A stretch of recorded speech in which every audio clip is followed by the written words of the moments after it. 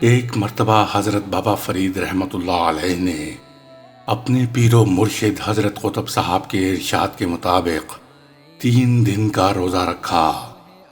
تیسرے روز افطار کے وقت ایک شخص چند روٹیاں لایا۔ آپ نے غیبی امداد جان کر اس سے روزہ افطار کیا، لیکن فوراً ہی متلی ہونے لگی اور جو کچھ کھایا تھا قے کے ذریعے نکل گیا۔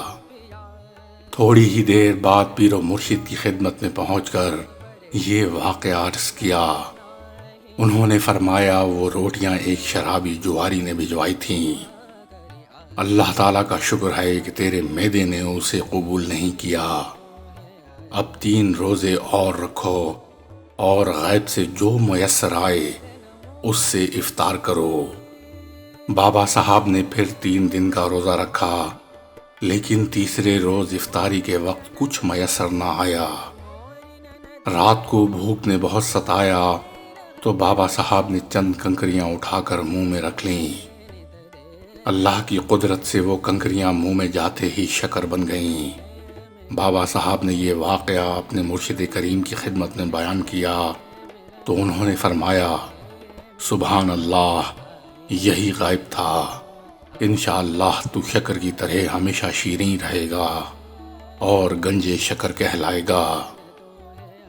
جعفر قاسمی صاحب نے اس ضمن میں بڑی اچھی بات لکھی ہے کہ حضرت بابا صاحب رحمۃ اللہ علیہ کو گنجے شکر اس لیے بھی کہا جاتا ہے کہ ان کا مزاج بہت میٹھا تھا۔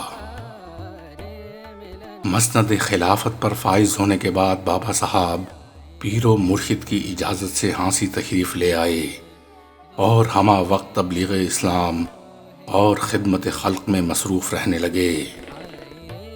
آپ کو ہانسی میں آئے ابھی تھوڑا ہی عرصہ گزرا تھا کہ ایک رات خواب میں دیکھا کہ حضرت قطب عالم رحمۃ اللہ علیہ کا انتقال ہو گیا ہے۔ بیدار ہوتے ہی دہلی روانہ ہو گئے۔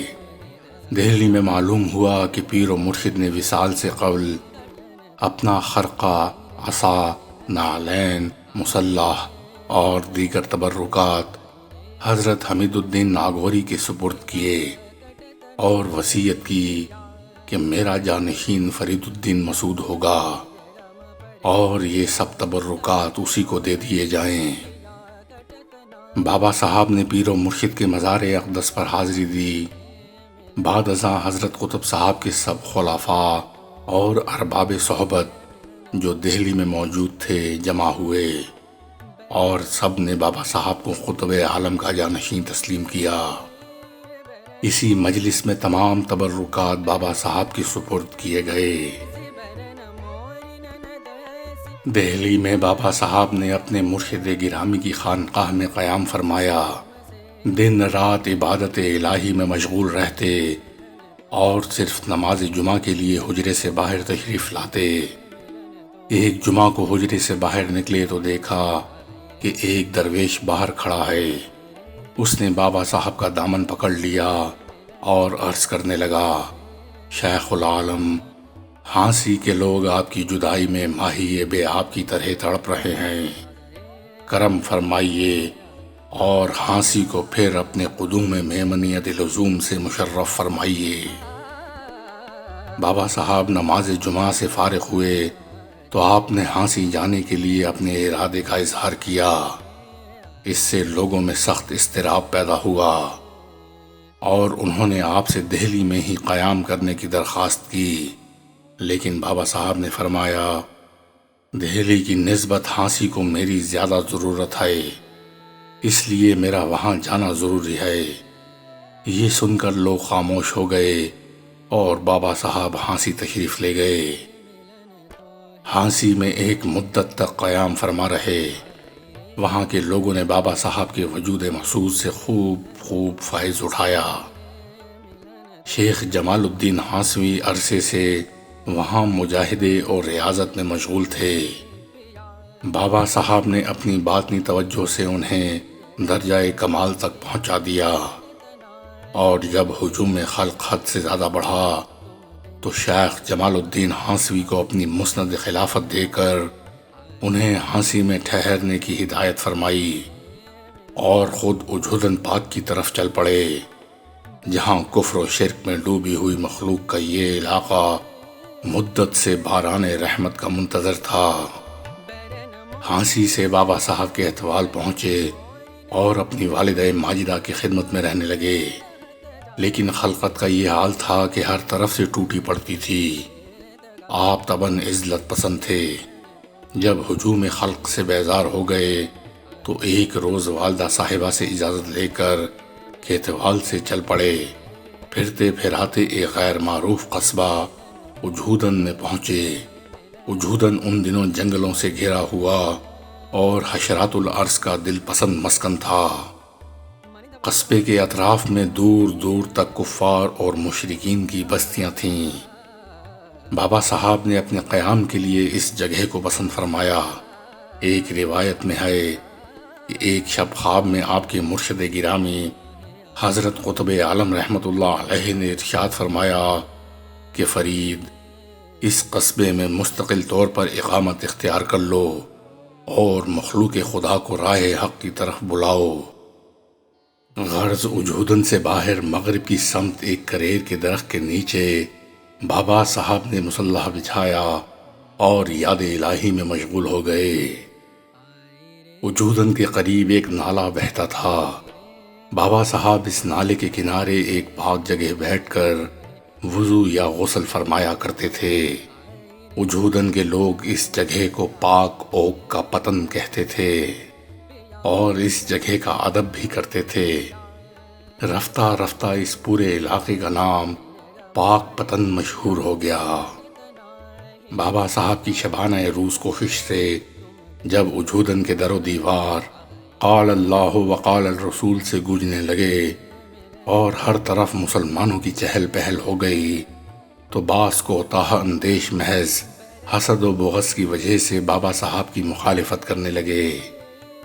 ان مخالفوں میں سب سے پیش اجودن کی مسجد کا پیش امام اور قاضی تھا، جس نے پہلے تو حکومت کے کارندوں کو بابا صاحب کو ستانے پر اکسایا اور جب اس سے بھی اس کا جینا بھرا تو بابا صاحب کے ذوق سماع پر طرح طرح کے اعتراضات کرنے لگا۔ ادھر بابا صاحب کی وسیع القلبی کا یہ عالم تھا کہ وہ مخالفین کی حرکات کو مطلق خاطر میں نہ لاتے تھے اور اپنا دل میلا نہ کرتے تھے۔ بابا صاحب کی اس شان بے اعتنائی سے قاضی کا غصہ اور بھڑک اٹھا اور اس نے سماع کے جواز و عدم و جواز کے مسئلے کی آڑ میں بابا صاحب کے خلاف سازشیں شروع کر دیں۔ اس نے ملتان کے علماء سے آپ کے خلاف فتویٰ حاصل کرنے کی کوشش کی اور ایک خط میں علماء ملتان سے استفسار کیا کہ ایک شخص جو اہل علم میں سے ہے، قوالی سنتا ہے اور وجد کرتا ہے، اس کے بارے میں شریعت کا کیا حکم ہے؟ علماء ملتان نے قاضی کو تحریر کیا کہ اس شخص کا نام لکھو۔